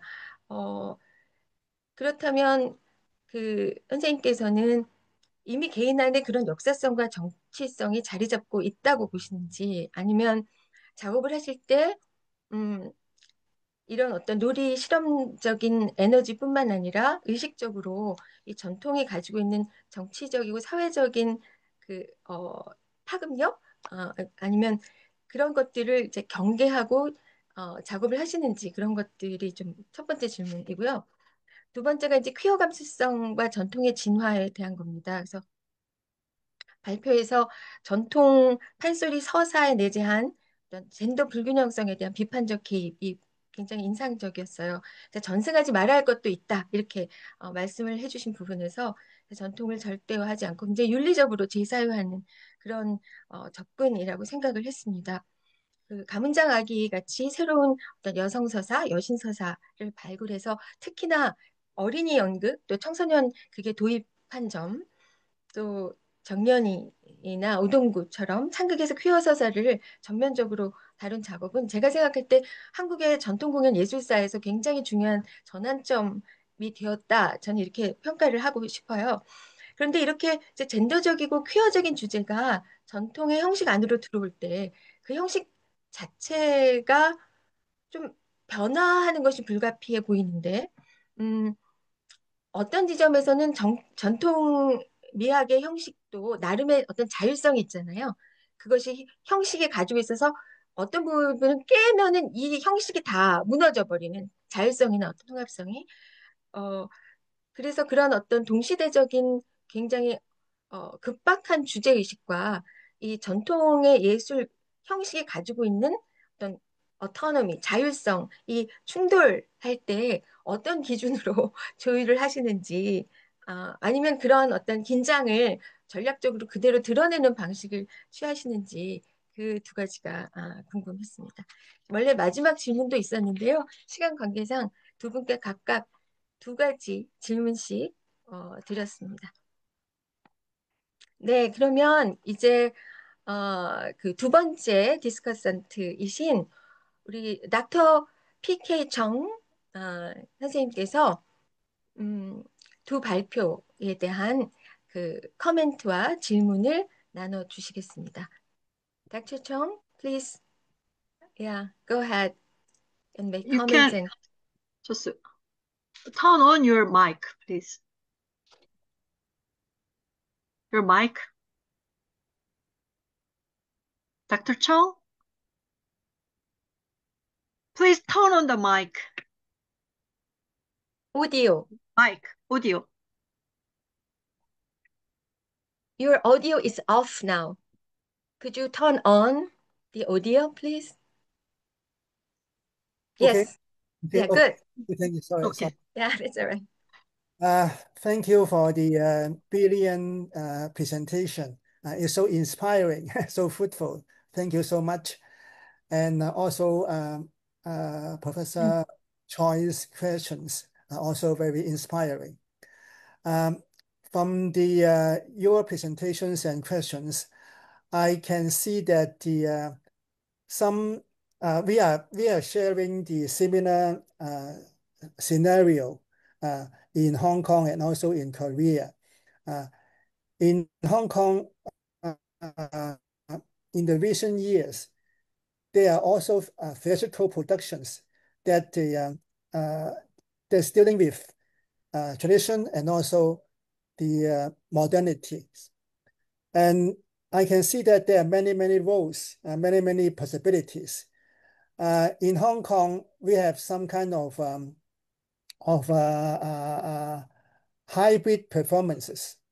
That means that on one side is traditional performances, and on the other side is the modern performance. It combined together. So it's a kind of hybridity. It's so interesting. On one side, maybe it can be Nanyin. Nanyin means Nam Yam, means the southern music. It's very popular in Hong Kong.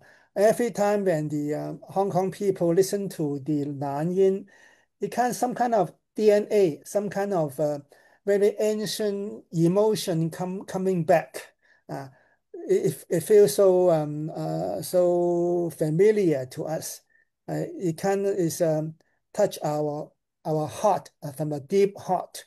So when the modern performances have some kind of Nanyin as an element, that people will find it very familiar. So it's one form. And then also some very experimental theater performance. It use some traditional elements, kind of puppets, kind of using the masses, and just share with some kind of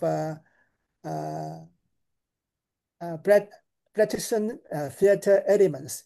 So makes the modern theater quite alienated with the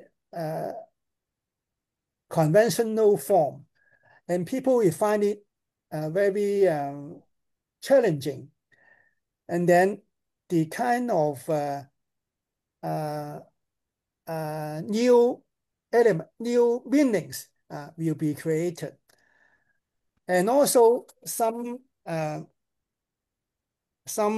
Qi of Cantonese opera managers, they will use the contemporary elements into their creations. You may already know that Mr. Lee, a very famous Cantonese opera manager, he wrote the Yeji Donald Trump. Do you know that? Use the U.S.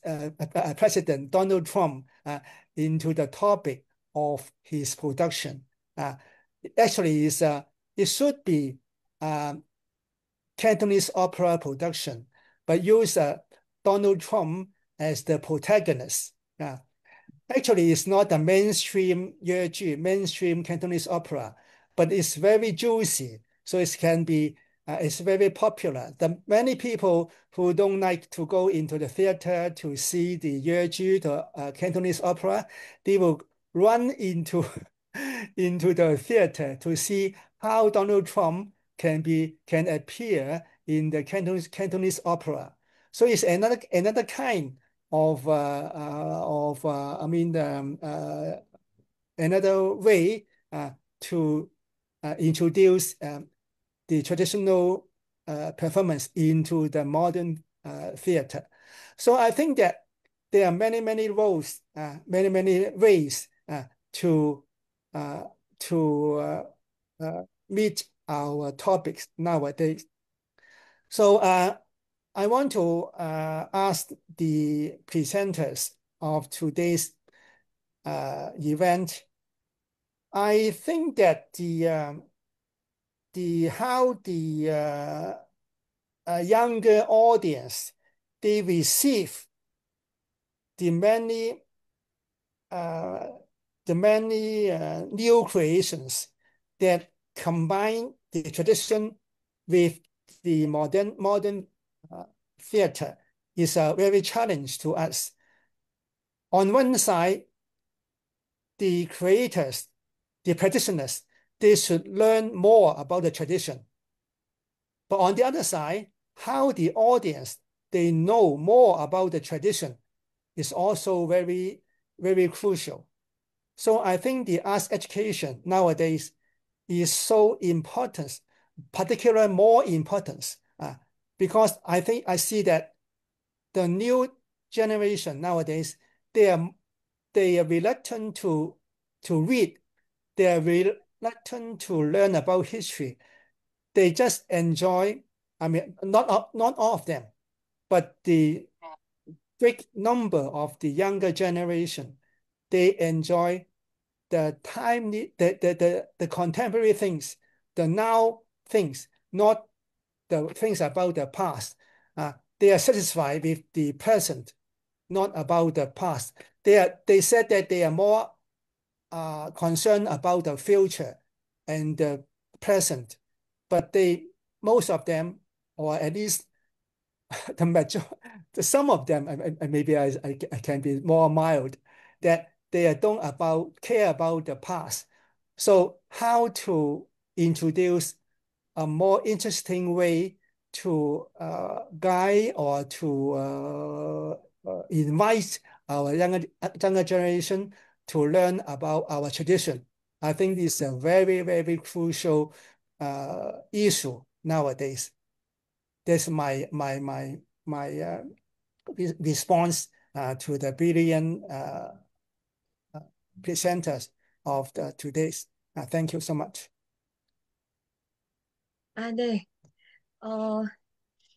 그 재미있는 사례들을 몇 가지 얘기를 해주신 것 같아요. 그러니까 현대에 여전히 즐기는 어떤 전통적인 예술의 예로 난징 음악도 얘기해 주시고 퍼펫도 얘기해 주시고 마스크도 얘기해 주시고 그러면서 그 안에는 뭔가 의식하지 못하지만 DNA 같은 것이 있는 게 아닌가 이런 언급을 해주신 것 같고요. 그러면서 이제 중간에 캔토니즈 오페라에 새로운 인물을 이제 추가했는데 그게 도널드 트럼프 미국 대통령이라는 인물을 캔토니즈 오페라에 이제 추가해서 뭔가 관심이 집중됐던 그런 케이스를 얘기해 주신 것 같고 사실 정확한 질문은 younger audience, new generation에 대한 것이었어요. 그래서 선생님들도 이제 번역을 보셔서 아시겠지만 실은 우리가 아는 만큼 보이고 아는 만큼 즐기잖아요. 그런데 과거의 예술이나 과거에 대해서 너무 그 관심도 지식도 없기 때문에 이 전통이 융합된 어떤 공연에서 이 젊은이들이 그 매력을 느끼지 못하는 것 아니냐 이런 우려를 하시고 있고 그렇다면 현재 혹은 오로지 미래에 대한 걱정에 사로잡혀 있는 이 그 젊은 세대에게 어떻게 과거의 중요성과 과거와 현재 미래 연결성을 어, 그 전달할 수 있을까? 어떤 방법이 있을까? 근데 그 지금 한국은 그걸 잘하고 있는 것 같아서 바로 그 영걸 제너레이션 그 다음 세대를 타겟으로 한 어떤 전통 복원이나 융합에서 어디를 그 주안점을 두고 관심을 그렇게 받을 수 있었는지가 궁금하다. 이런 질문이었던 것 같습니다. 맞나요? 네. 네, 네, 네. 그러면 이제 그 제 질문과 또 닥터 청의 질문을 한꺼번에 그냥 뭐 하나하나 대답을 안 해주셔도 좋고요. 뭉뚱그려서 해주셔도 좋고, 아까 못하신 말씀을 이 그 토론을 빌미로 더 하셔도 좋습니다. 그래서 먼저 우리 조만수 교수님부터 답변을 부탁드려도 될까요? 예, 아까 못한 얘기는 없고요. 그 두 분 그 질문을 이제 한꺼번에 답하도록 해보겠습니다. 노민희 연출이 아까 2007년이라 그랬나요? 2007년에 그 게임 중독에 있을 때 이재남이 자취방을 찾아왔다는 얘기를 하셨는데 아마 그 자취방을 드나들 그 무렵에 이 사람이 한예종의 제 수업 강의실을 드나들었어요. 이 사람은 한예종 학생은 아니었죠. 이 사람은 서울대 국악과에서 석사를 했고요. 그러니까 이 사람은 훌륭한 그 테크닉을 가진 판소리 가수였습니다. 하지만 물론 그 서울대 국악과에는 이 사람만큼 훌륭한 가수들이 많았을 거예요. 그들이 기교적으로 더 뛰어난 사람들도 있었을 거고요. 근데 어찌됐든지 이 사람은 한예종의 이강의 정강이를 청강하고 있었어요. 그리고 제 수업은 전문사 대학원 과정에 저는 뭐 극작가 수업을 하고 극작과에서 수업을 하고 있었기 때문에 글쓰기 수업이었어요. 극글 쓰는 거죠. 물론 이 사람은 그렇게 글을 잘 쓰지 못했어요. 다만 이 사람이 당시에 쓰고 싶었던 이야기는 1997년, 8년에 있었던 한국의 금융위기에 자신의 가정이 겪었던 어려움들을 그냥 개인사의 측면에서가 아니라 전 세계적인 자본주의라는 차원에서 이해하고 싶어 했고 그 얘기를 쓰고 싶어 했어요. 그런데 이제 극작을 처음 해보니까 이렇게 잘 못 쓰는 거죠. 그래서 이게 지도를 하다가 이런 얘기가 나와요. 그러니까 계속 자기가 하고 싶은 만큼의 이제 진도가 안 나오니까 그래서 제가 네가 하고 싶은 얘기는 브레이트가 다 했어. 그러니까 브레이트를 불러봐. 라는 얘기가 그 수업에 나옵니다. 그리고 그때 이 사람이 그러면 저는 글을 잘 못 쓰니까 이 얘기를 잘 할 수 있는 작가를 있으면 좋을까요? 그래서 제가 그랬으니까 작창을 한다라는 것은 그러니까 판소리의 이야기를 써낸다라는 것은 판소리의 언어를 알아야 돼. 그러니까 브레이트를 아는 사람은 그 언어를 알 수가 없어. 그러니까 네가 브레이트를 공부를 하지 그러니? 어차피 영국어 수업을 듣고 있는데. 자, 지금 제가 에피소드로서 이 사람의 그 사천가가 저로부터 탄생했다는 얘기를 하는 것이 아니고요. 중요한 그런 것 것은 같은데요. 중요한 것은 그 바로 그것. 그러니까 이 사람이라고 하는 전통 가수로서의 수업을 들은 사람이 현재형으로서의 어떤 결핍을 가지고 있었다는 거, 자기를 지금 표현하고 자신의 가정의 문제들 이것을 지금 현재 전지구적인 자본주의 상황 속에서 표현하고 싶어 했다라고 하는 점, 그 점을 좀 말씀드리고 싶고요. 그다음에 두 번째 에피소드는 제가 그 캐나다 몬트리올의 시나라고 하는 그 아트 마켓이 있죠. 북미 아트 마켓. 거기서 이제 심사위원을 이제 몬트리올에서 심사위원을 한 적이 있어요. 근데 그때 심사위원 중에 그 이제 몬트리올 심사위원들 뭐 프랑스에서 온 사람, 뭐 미국에서 온 사람 이 친구들이 이거 심사를 하다 어떻게 한국에서 이렇게 퓨전 국악 음악 밴드가 이렇게 많을 수가 있느냐고 깜짝 놀래요. 그런데 얘네들 퀄리티가 너무 좋아. 뭘 뽑아야 될지 모르겠어. 또 어떻게 생각해? 왜 이렇게 많은 거야? 그래서 제가 대답을 왜 이렇게 많다고 생각하지? 그거 대학교에서 다 가르치는데 그러니까 아니 전통을 대학에서 가르친다고? 그럼 당연하지. 전통을 왜 대학에서 안 가르쳐? 우리 전통을 가르치는 학과가 굉장히 많아. 그리고 또 한 가지 너희들이 모르는 게 있어. 우리는 그거를 살아. 우리는 너희들보다 두 배로 살아. 우리는 웨스턴 스타일의 라이프가를 사는데 우리의 삶도 살아. 그러니까 우리는 굉장히 복잡해. 그러니까 그 얘기는 뭐냐면 우리를 이루고 있는 아이덴티티가 전통과 현대로 나눠지지 않는 거죠. 우리는 매우 우리는 하이브리드라는 말로 써도 설명되지 않아요. 왜냐하면 우리의 DNA가 이미 하이브리드 되어 있기 때문에 우리 DNA 저에게서 어떻게 브레이트와 판소리를 나눌 수가 있을까요? 그러니까 그 저에게서 어떻게 서구적 연극과 창극을 나눌 수 없거든요. 그러니까 이미 우리화된 것들 속에서 그 전통이 존재하는 세대들을 살았고, 그렇기 때문에 이제, 그런데 아까 말씀하신 어떤 정서적인 것들이 무엇이냐라고 하는 것은 저는 그 정서적이라는 것을 이해 가능성이라고 봐요. 이해 가능성.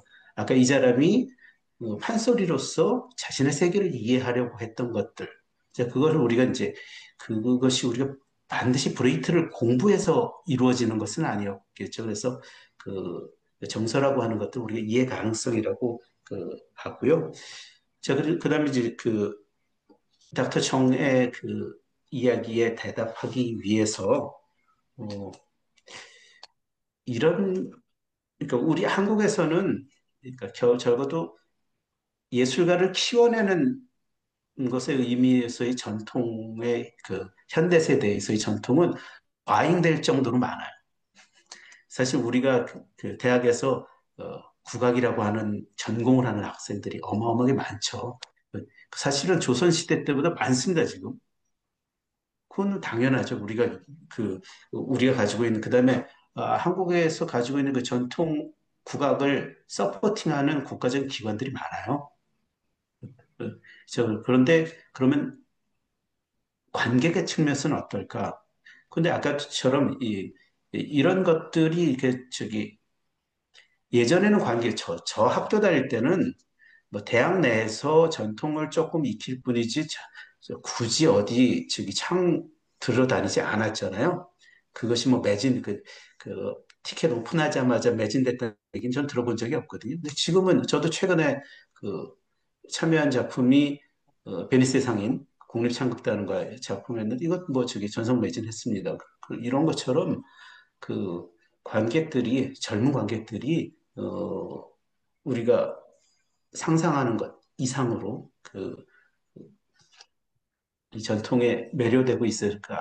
아무래도 아까 제 얘기는 그들의 삶의 얘기들, 그들의 삶의 감각들, 그들의 삶의 어떤 정서들과 닿아 있는 것들로서, 그다음에 아까도 말씀드렸지, 그들의 DNA 내에 있는 어떤 부분들이 작동하고 있는 것은 아닌가라는 생각을 합니다. 자, 뭐 제 대답은 여기서 마치겠습니다. 네, 감사합니다. 그 선생님 그 발표의 결론과 연결지어 보면 어떻게 보면 지금 젊은이들이 다른 여러 가지 요소도 있지만 굉장히 다른 나라 젊은이들보다 한국의 젊은이들이 결핍을 많이 느껴서 뭔가 그걸 채워줄 수 있는 다양한 형식을 찾다 보니까 전쟁 그 전통과도 마주하는 것이 아닌가. 그러니까 저는 결핍의 내용과 형식은 다르다고 생각해요. 다 각자가 세대별로 또 조건별로. 하지만 결핍의 어떤 크기나 심각성에 있어서 요즘 젊은 세대들이 그 어느 세대 못지않은 상황에 있다면 말씀하신 그 결핍이 전통에 이끌리는 아니면 전통을 흡수하는 에너지로 작용하는 걸 수도 있지 않을까라는 생각을 해봤습니다. 그러면 이제 마지막으로 우리 남인우 선생님 예, 자유롭게 질문에 구애받지 마시고 질문은 참고만 하시고 자유롭게 하시고 싶은 말씀 해주시면 되겠습니다. 저는 저한테 질문하신 내용보다 사실 이제 아까 조건 선생님께 질문했던 내용 중에 음, 저는 사실 감정으로부터라는 말에 대해서 굉장히 격하게 동의했거든요. 들으면. 음, 그래서 이제 그 이제 저와 이제 제 작업도 마찬가지로 저도 역시 그런 다 감정으로부터 시작했던 것 같아요. 근데 저는 운이 좋게도 굉장히 이렇게 전통 예술을 구현하는 그 사실 아까도 말했듯이 뭐 6살, 5살부터 굉장히 기술을 연마해야 되는 사람들이거든요. 판소리뿐만 아니라 악기도 그렇고 전통이라는 것은 전승되고 그 전수되는 과정에서 어마어마한 훈련을 가져야 되는데 주변에 이제 그런 친구들이 다 있었어요. 그냥 이렇게 어쩌다가. 그렇지만 그들과 함께 작업했을 때의 시작은 그들의 기술이나 형식으로부터의 뭔가가 아니라 아까도 뭐 잠깐 예를 들었지만 이자람 씨도 마찬가지고 지금 그냥 나 개인으로서 살고 있는 내가 느끼는 어떤 이 동시대인으로서 느끼는 어떤 감정 이런 것들을 우리가 가장 잘 다루고 있는 형식으로 뭐 어떤 사람은 뭐 서양식의 연극일 수도 있고 뭐 어떤 사람은 뭐 서양 악기일 수도 있고 어떤 사람은 전통 예술 악기일 수도 있잖아요. 근데 그런 그냥 다뤄봤던 거죠. 그냥 주변에 있는 친구들이 다 전통을 매개로 작업했던 친구들이었기 때문에. 그렇지만 그 시작은 감정으로부터 시작했다. 그리고 역시 그 저는 전통 예술의 태동의 에너지를 느껴야 된다는 말에 굉장히 많이 동의했고 실제로 저희가 작업 시작할 때도 그 얘기를 굉장히 많이 했어요. 지금 판소리가 왜 지금 젊은이들에게 지루하고 지리하고 잘 못 알아들을까? 처음엔 이게 왜 만들어졌을까? 희장판에서 민중들의 삶의 이야기들을 그들에게 좀 재밌게 얘기하려니까 다양한 음악적 형식으로 만들었던 거 아니야? 근데 왜 우리의 이야기가 지금은 다 없어? 그리고 만들어진 5개의 이야기들도 지금의 우리들의 감수성으로 음, 듣기에는 너무 별론 거예요. 막 음, 여자들은 다 똑같죠. 막 음, 춘향이 음, 뭐 이도령 정말 밥맛이죠. 뭐 음, 심청이 나오는 모든 등장인물들 모든 도덕적 딜레마 다 갖고 있잖아요. 근데 왜 그런 건 얘기 안 해? 심지어 판소리를 전승하고 하는 소리꾼도 제가 막 적벽가 같은 거 이거 무슨 말이야? 그러면 무슨 말인지 모르고 그냥 배우는 거예요. 어릴 음, 때. 그러니까 사실 판소리가 청각적 자극으로부터 풍경을 그려주는 장르라고 나는 생각했는데 그들이 자기가 말하고 있는 이 말의 어떤 의미를 모르고 음악적으로만 기술로 쪽으로만 풍경을 그리니 그게 풍경이 그려질까요? 재미가 없죠. 그러니까 말에 정서가 담기지 않는 거예요. 감정이 담겨져 있지 않는 거예요. 그런데 아까도 잠깐 말씀드린 그 절창 원투를 하면서 저는 소리꾼들하고 전통 소리를 다시 복원하면서 그 풀이를 굉장히 오랫동안 많이 했어요. 수군가도 마찬가지고 적벽가도 마찬가지고 이거 도대체 무슨 말이냐?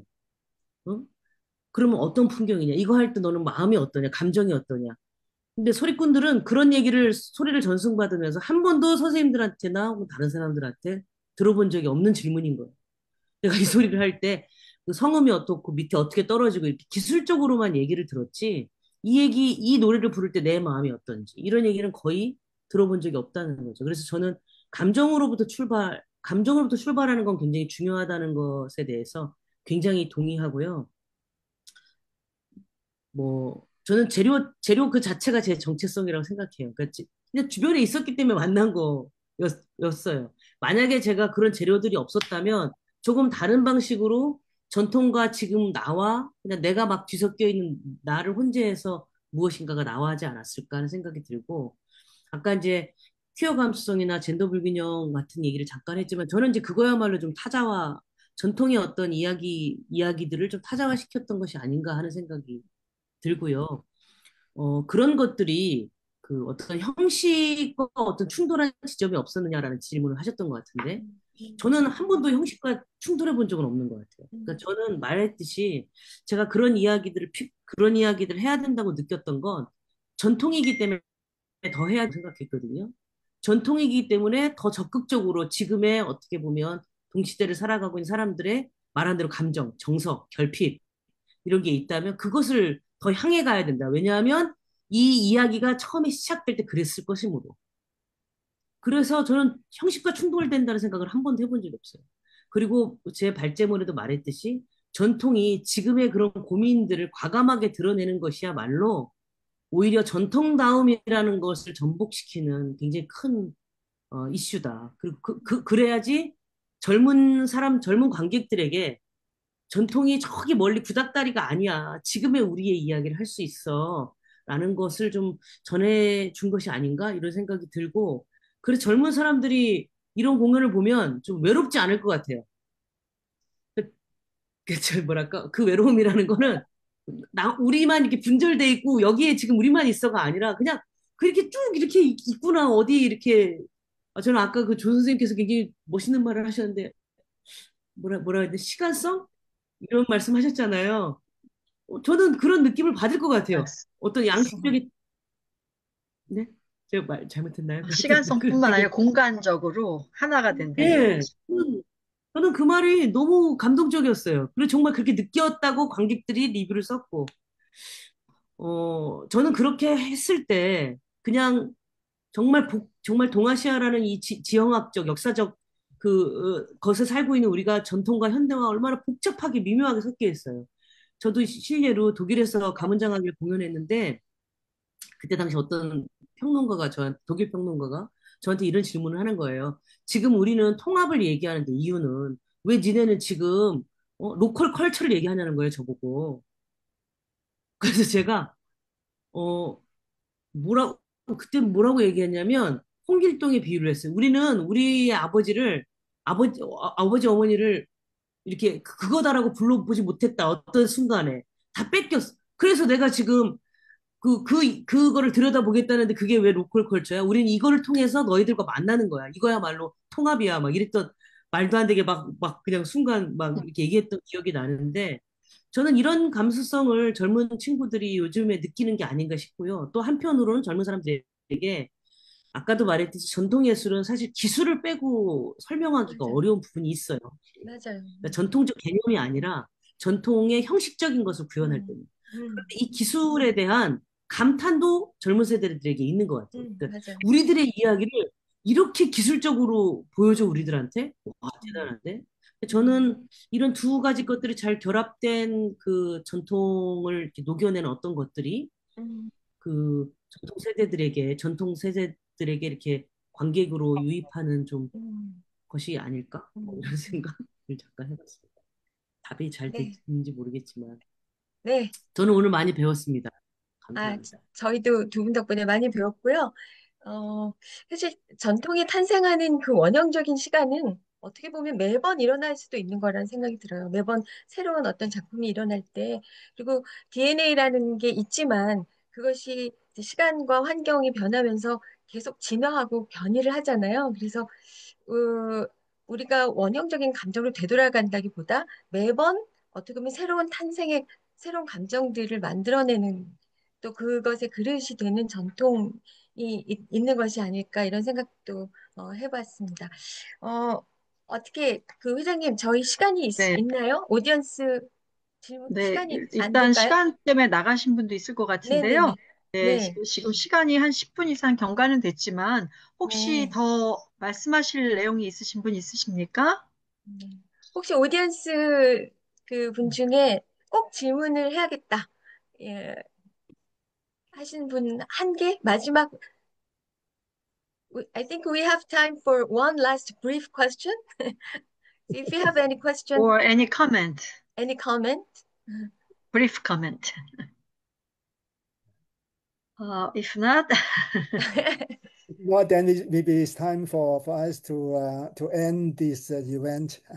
yes. 네, 네. Yeah, 그럼, this is 네. already past 30 minutes past. So maybe if you have any question, just forward the question to KATC, please. Yeah, Eh, so it's a very big topic. I mean, the tradition and yes, modernity is a very big yeah, topic. We have huge. very limited time to deal with this topic. Yeah, I think that I believe that there's so many flowers in a garden. So that means that also there are many possibilities to to blend the tradition into the modernity. There are many ways. So just try our best to create more. Why I said that the education is so crucial, so important nowadays is that I've a real experience, a genuine experience in the Hong Kong Academy for Performing Arts. There are two schools in the Hong Kong Academy. One is the School of Drama, and the other is the School of Chinese Opera, that means Siqu. And my observation is that very few students in the School of Drama, they go to the theater to see the traditional performances, the Siqu. They seldom go to the theater to see the traditional theater performance. And also vice versa. Very few students of the traditional performance, I mean the Siqu, I mean the Chinese opera school students, very few of them go to proactively go to the theater to see the modern theater performances. That means that the two schools, they divided into two circles. They seldom to see the performance of the other of the next schools just in the same academy. They seldom see the performance of the next schools. I think this is not a good phenomenon. So how to educate our students? They always said that their curriculum is so packed, they are so busy, but how to introduce the modern to the traditional, and how to introduce the traditional things to the modern is so crucial. That's what I mean. But think that this topic is too big. So I think that we treasure the efforts our peers shown both in Korea and also in Hong Kong. So I hope that we have some opportunities to enjoy the different experiments, different practice in the both areas, both regions. So I hope that there will be more Korean friends coming to Hong Kong, and so also more Hong Kong friends go to Korea to see the real performances. And I know that next week, next Monday, we will have another discussion. It's about the No Barrier Theater in Korea. So we are looking forward to the next Monday's discussion. So, Professor Lee, Yes. you Now, final comment? final comment. Okay, yes. Thank you very much for everyone here. It's so exciting, and we are also very excited. 네, 아주 흥분되는 아주 뭐라 그럴까요? 보람 있는 그런 시간이 됐었던 것 같습니다. 형식이든 내용이든 정서이든 우리 전통 연희와 만나는 작업에서는 우리가 항상 신명이라는 것, 신바람, 그리고 또 한이라는 정서, 네, 이런 것들이 기본적으로 드러난다라고 하는데요. 그만큼 크나큰 결핍과 고통 속에 탄생한 것이 우리 전통 예술이었고, 그러한 환경은 오늘의 모든 예술가들에게도 사실은 공통적인 것 같아요. 본인에게 가장 맞는 옷을 입으면서 그 정서를 표현하는 것 같은데, 다행히도 우리나라에는 우리의 전통 예술에 관심을 가지고 있는 그런 젊은이들이 그래도 상당히 좀 많은 편이어서 다행스럽게 생각을 하긴 하고요. 그리고 또 사실 저도 대학에서 연극을 가르칠 때 저희는 의무적으로 저희 전통 연희를 공부하게 했어요. 그러다 보니까 저희 배우들은 서양 가창도 배워야지, 발레도 해야지, 현대무용도 해야지, 판소리도 배워야지, 탈춤도 배워야지, 정말 투 오버로디드한 그런 거기에다 문학도 배워야지, 연극사도 배워야지, 분석도 배워야지. 네, 이렇게 굉장히 힘든 학창 시절을 보내긴 했지만 그것을 통해서 정말 전천후 이렇게 예술인으로 거듭나는 과정을 본 적이 있습니다. 네, 우리에게 전통 예술은 영감을 주는 것이고 함께 살아가는 것이고 또 이것은 의무이기도 하지만 또 우리가 즐길 수 있는 것이라는 생각이 드네요. 네, 젊은이들은 이렇게 의외의 조합에서 또 굉장히 큰 매력을 느끼면서 전통의 가락들을 현대적 배경으로 가져오는데 희열을 느끼기도 하거든요. 네, 다양한 시도 속에서 우리의 전통 예술과 이 현대와 만나는 작업은 이어질 것이라고 생각하며 홍콩 예술인들과 우리나라 예술인들이 한 자리에서 스스로의 작업을 나누고 또 비교도 해보고 같이 즐길 수 있는 그런 기회가 곧 있었으면 좋겠습니다. 지금 조만 선생님 베세토에서 활동하고 계시기 때문에 뭐 내년인가에는 일본에서 또 행사가 열린다고 들었는데요. 우리나라에서 열릴 기회가 있다면 홍콩의 친구들과 함께 그런 자리를 마련했으면 좋겠고 그리고 저는 이제 한 굉장히 오래전에 홍콩 아트 페스티벌에 임진택 선생님의 판소리를 통역해 줘야 돼가지고 온 적이 있어요. 97년 2월 달이었습니다. 그때 네, 임진택의 창작 판소리 두 마당을 이제 소개했었거든요. 똥바다와 5월 광주라는 거였어요. 근데 굉장히 그때 홍콩의 평론가들이 굉장히 날카롭게 그 의미와 그 미학을 발견해서 깜짝 놀랐었는데요. 그때 핑총이라는 평론가 선생님과 대화를 했던 적도 있었습니다.